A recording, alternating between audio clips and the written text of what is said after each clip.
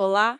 Hoje o nosso mergulho é num capítulo bíblico particularmente intenso, Ezequiel 16. A imagem central aqui é poderosa e bastante gráfica. Jerusalém como pessoa. A narrativa a descreve como uma recém-nascida, abandonada de origens cananeias, pai morreu, mãe hitita, deixada para morrer no campo. Uma origem bem humilde e vulnerável, né? Exato. E é nesse cenário de total abandono que entra a intervenção divina, sabe? O texto diz que Deus a encontra debatendo-se no seu sangue. E a declaração é simples, mas vital, viva. É um resgate impressionante. É.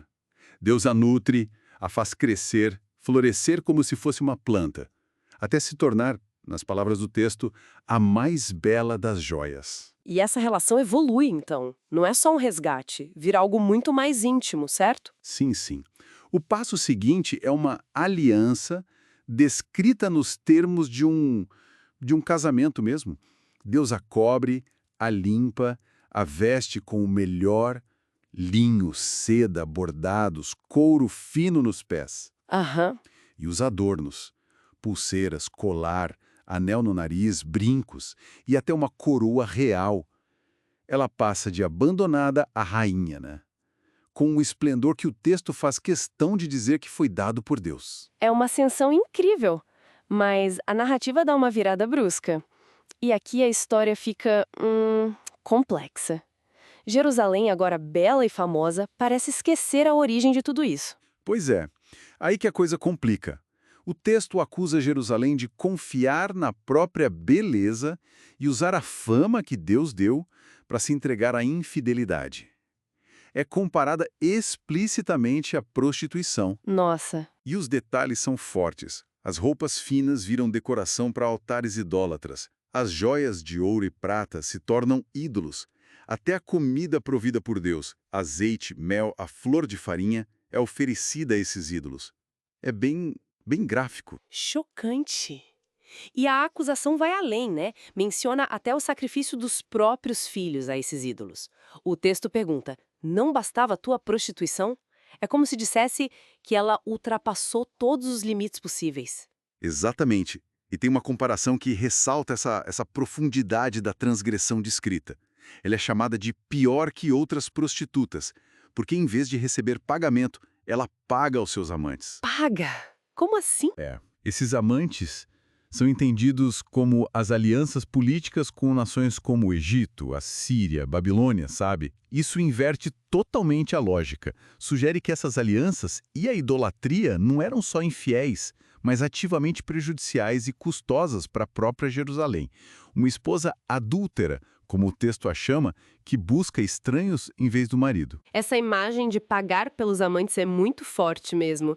Ressalta uma autodestruição, né? E diante dessa traição toda descrita, qual a reação divina no texto? Vem o julgamento. Vem. E é um julgamento severo. Deus reuniria esses mesmos amantes, tanto os que ela amou quanto os que ela odiou, veja só, para expô-la e humilhá-la publicamente. A sentença anunciada é a de mulheres adúlteras e assassinas. Pesado. Muito. E, segundo a narrativa, seriam os próprios amantes a executar a punição. Destruiriam seus locais de culto idólatra, a deixariam nua e despojada, a atacariam violentamente com pedras, espadas, fogo. Uma consequência direta e brutal descrita no texto. É uma dinâmica clara de causa e efeito, né? O esquecimento da sua origem, a provocação da ira divina, tudo isso levaria a essa ruína. E ainda tem aquelas comparações com Samaria e Sodoma, que já eram vistas como... Sim, comparações duríssimas. Samaria representando o reino do norte de Israel e Sodoma era o suprassumo do pecado na tradição. Mas Ezequiel 16 argumenta que a infidelidade de Jerusalém foi tão grande que fez essas irmãs parecerem quase justas em comparação. Isso dá a dimensão da gravidade da acusação. Parece um ponto sem retorno, realmente. Mas, surpreendentemente, o capítulo não termina aí, né? Tem uma virada. Não termina aí. E essa é talvez a parte mais inesperada. Depois de toda essa condenação detalhada, o texto fala em restauração. Deus diz que se lembrará da aliança feita na juventude de Jerusalém e estabelecerá com ela uma aliança eterna. É uma reviravolta de graça, né? Quase incondicional. Uma aliança eterna, uau! E inclui até mesmo Sodoma e Samaria nessa restauração como filhas sob a nova aliança. Exato. A ideia parece ser que, através dessa restauração, Jerusalém se lembraria de seus erros, se envergonharia sim, mas, acima de tudo, reconheceria quem é Deus. Precisamente. O capítulo termina com essa nota de expiação, de perdão. Quando Deus fizer expiação, perdoar tudo o que Jerusalém fez, ela vai se lembrar, vai ficar em silêncio por causa da sua humilhação, mas vai entender a profundidade da aliança e da soberania divina. Dando uma aliança eterna. Fica a questão para nossa reflexão. Por que essa linguagem tão visceral, casamento, adultério, ciúme divino, para descrever a relação entre Deus e o povo? O que essa intensidade toda buscava comunicar sobre a natureza dessa aliança? Algo para a gente pensar.